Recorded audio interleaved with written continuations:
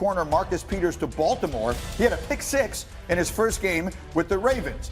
Also, of course, Jalen Ramsey, that saga ending with him going from Duval County to Los Angeles, played 68% of the snaps in a blowout win for the Rams against the Falcons this week. Falcons have also been busy. Mohamed Sanu sent from Atlanta to New England to help fill the Patriots' void at receiver now that Josh Gordon is on IR and could be moving on as well. And then another trade, Broncos Pro Bowl receiver Emmanuel Sanders headed to the Bay Area to give the 49ers what they hope will be a true number one target for Jimmy Garoppolo as they are unbeaten and looking to make some noise this year. So I have Adam Schefter in my studio. We got names. A.J. Green, what's the latest? Greeny, the Bengals continue to insist that they will not trade A.J. Green. That doesn't mean that other teams wouldn't be interested, but they're not moving on for him. At least they say so. The interesting part here is that his contract is up after this year. They lose him, they get back a compensatory third. He can move now and get a second in 2020. Well, we cannot do that, but the Bengals insist they're not trying to trade A.J. Green. All right, they're winless on the year. So are the Dolphins. Kenyon Drake, could he be moving? Listen, I think they'll listen. I think they are listening to offers on Kenyon Drake, and they will continue to listen. It would not surprise me if by the NFL trade deadline, 4 p.m. Eastern on Tuesday, that Kenyon Drake is eventually sent away from Miami. Enough teams have been calling. There is enough interest in Kenyon Drake that I think by Tuesday's deadline, my guess is he'd be wearing a different uniform. And finally, I'm moving a little closer to hear your answer to this one. The Panthers are 4-0 without Cam Newton this year. Kyle Allen under center.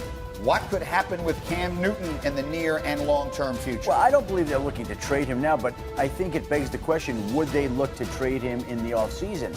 And I would think the answer would be yeah, in the offseason. That would make sense. It's plausible to think that if they're going to go with Kyle Allen, if he continues to play the way that he does, he's 4-0 so far, if he strings together more wins, if he takes him to the playoffs, he's going to be your quarterback going forward. So then what do you do with Cam? At that point in time, I would think you'd have to consider looking to deal him in the offseason. I want to bring this to the table. I have a bunch of football questions I want to get to with you guys, and we'll try and do as many of these as we can in short order because, Neek, I know where you're going to go with this.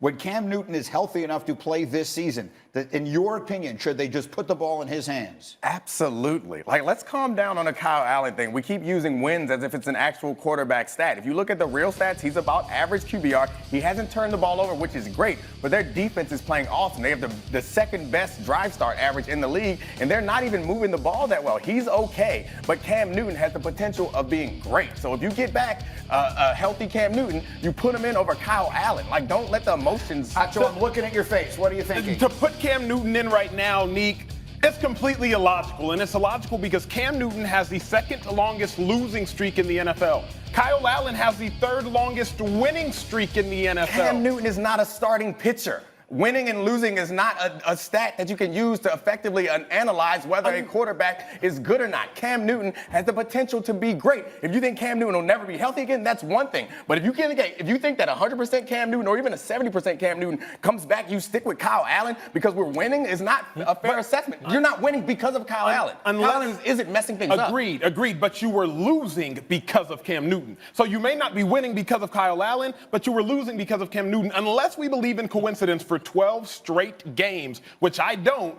then that just has to be a fact. When you talk to people on other teams, they'd rather face Cam Newton than they would Kyle Allen. They feel Kyle Allen makes the Panthers a more dangerous offense right now. And who would have thought we'd ever hear that? Playing against Cam, he is like a transformer. The dude is gigantic and he's scary, but you know he's going to give you one. And you only have 11 and a half possessions a game. You know he's going to give you one. So you'd rather start the guy that's the human walking next to the transformer than the transformer. Give me Optimus Prime, please. Let me get D-Wood into this conversation. What do you think?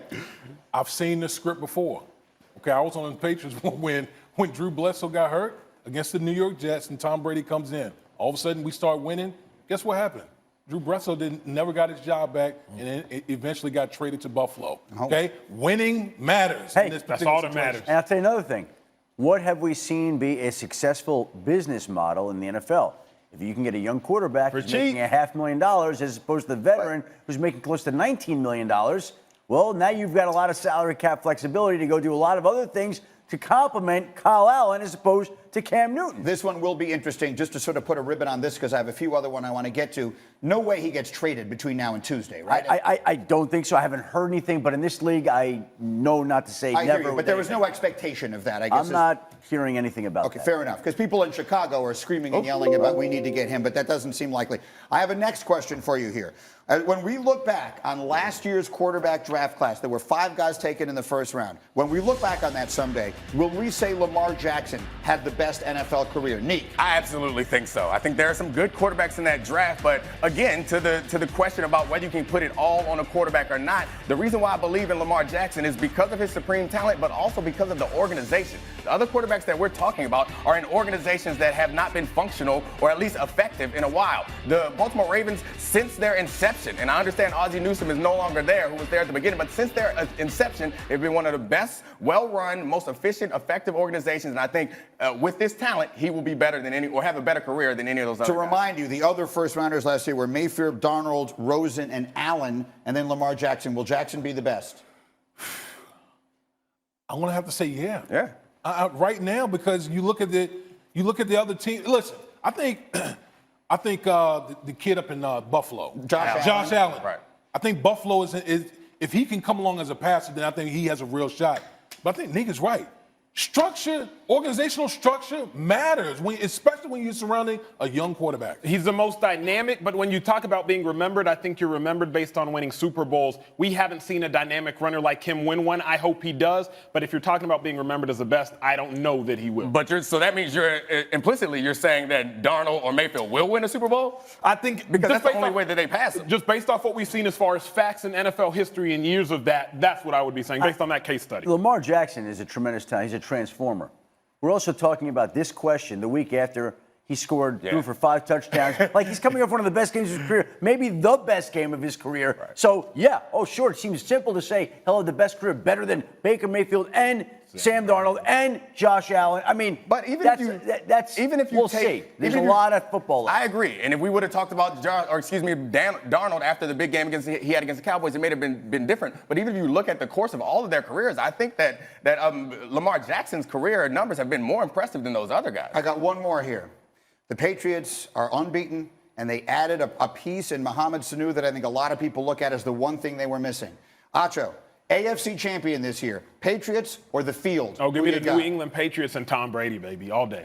Nah, I mean, Tom Against Brady. the field. The defense is what you meant to say. I think you stuttered when you said Tom Brady. Tom Brady is great, but that defense is going to carry them. The AFC is much weaker than the NFC this year, and I think that having confidence in Tom Brady being able to make a couple plays in the postseason and be at home, they're going to get a bye, and that defense holding out I have more faith in that than I do in any other single team in the Look AFC. at what Hembo just put on the screen. FPI is our football power index. Okay, those are our analytics. Those are our nerds, if you will. They are saying right now, 7 weeks into the season, it is more likely that the Patriots make the Super Bowl than not. Right. We're not talking about any other team. We're talking about every other team in the conference. The FBI does not take into account like the biases that we have from like seeing the Patriots do it all the time. Like, this is real numbers. It's not just our feeling. Patriots or the field? Patriots.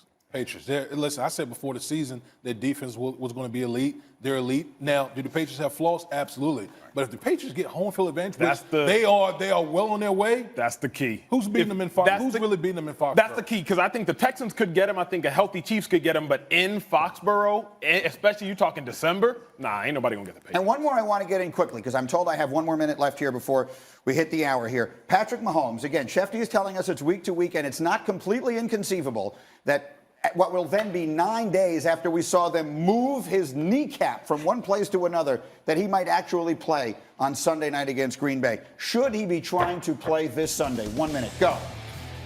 Players play! What? Hey, listen. I think the organization. Hold on.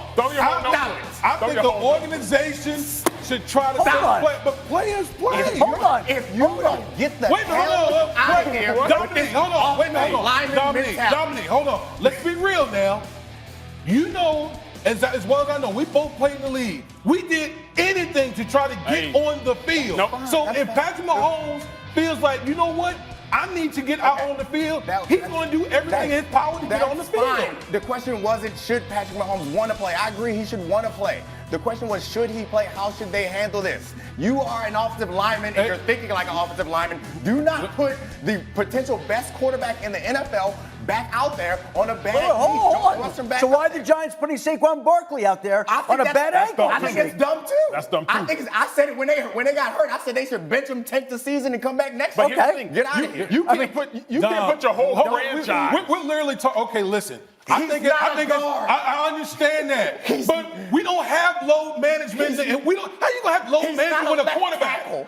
How you gonna have load management with a quarterback? You are trying to. You manage, have 16 games. You're trying to manage 16 games. This is not the trying NBA. To manage the career of the best quarterback. You're managing the future of your organization, the potential of Super Bowls for years to come, and you're gonna rush him back for a game. Hey, look, Nick, you know, and Mike, I know. Mike. And listen, players play. Get him May out. I just say, Security! Yeah, Escort this man out the room. that escalated quickly. It was today on stupid, SportsCenter Mike. 6 Eastern after PTI, what Kirk Cousins and the Red Hot Vikings offense has in store for Washington tonight. The risk versus reward for Patrick Mahomes. They should just have this conversation. And how James Harden and Russell Westbrook can get off to a fast start for the Rockets tonight. SportsCenter 6 Eastern on ESPN. Tom Brady non-committal about his future with the Patriots yesterday. Schefter thinks there's a lot to talk about. We will as we continue.